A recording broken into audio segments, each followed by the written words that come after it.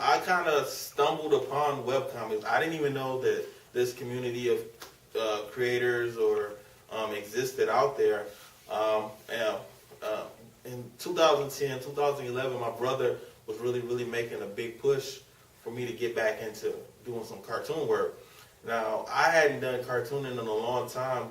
I did in elementary school and high school. I used to draw all the time. But my 12th grade year, my friends and I decided that we were going to be in the music business and we wanted to get into the music industry. So all of my time I spent, becoming a producer and producing music, and I had a lot of fun. But the main thing I learned about being in the music business was about marketing and promotion. And I'm able to bring that to webcomics. So my brother was really pushing me to get back into cartooning and get back into drawing. I don't know what got into him, but he did, and thank goodness he did.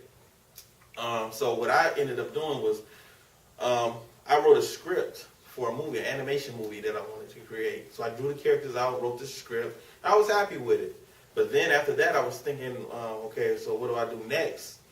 And I wanted to keep drawing, but I didn't know if I wanted to make another movie or not. Hopefully, I'm able to produce this movie one day. Hopefully, one day everyone will get a chance to see it.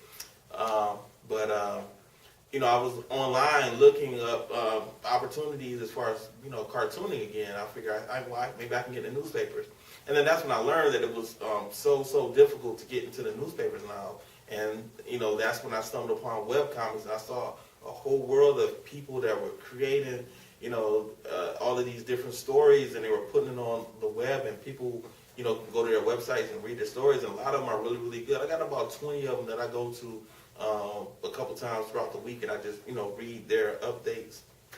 A lot of the web comics, they just don't put a comic strip up though.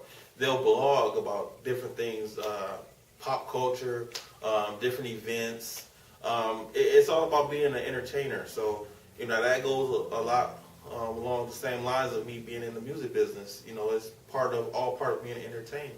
So I really took to that industry, and I started studying, who were the major players in webcomics.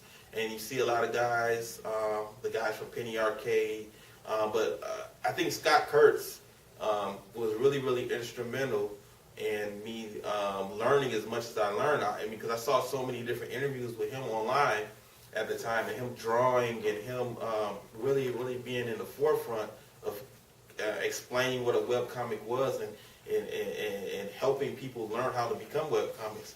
Him and a couple of his friends got together, and they created a book called How to Make Webcomics. And I purchased this book, and I learned a lot about Dave Kellett and Chris Straub and Brad Geiger.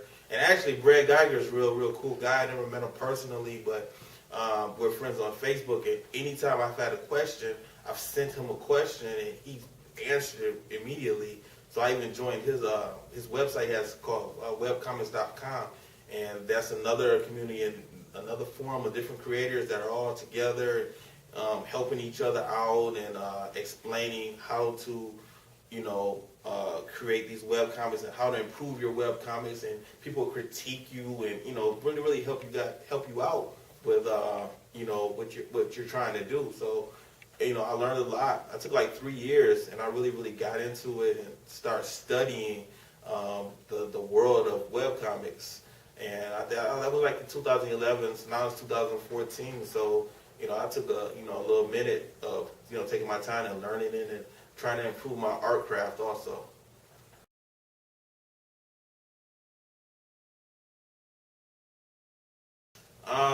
Jump Kick was inspired.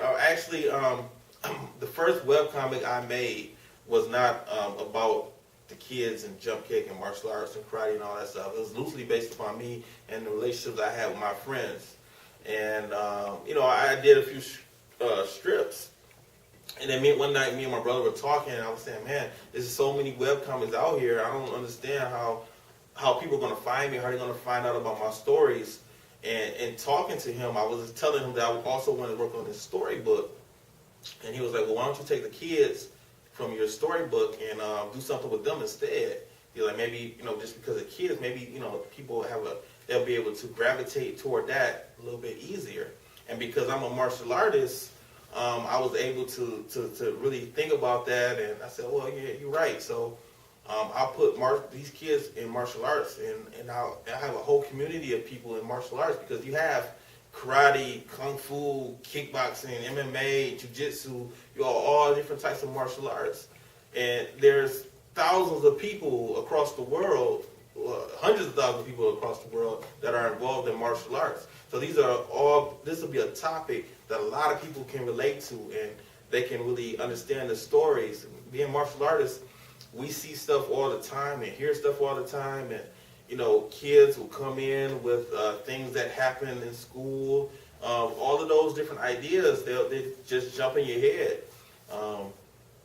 Weird people come in all the time, and asking you to, why don't you do a demonstration? Why don't you disappear? Why don't you float up in the air? Why don't you jump into a tree? And you get all types of weird stuff all the time. And martial arts instructors most definitely will be able to relate to the comic strip, and the students will be able to relate to the story. So I hope that people enjoy what I've created.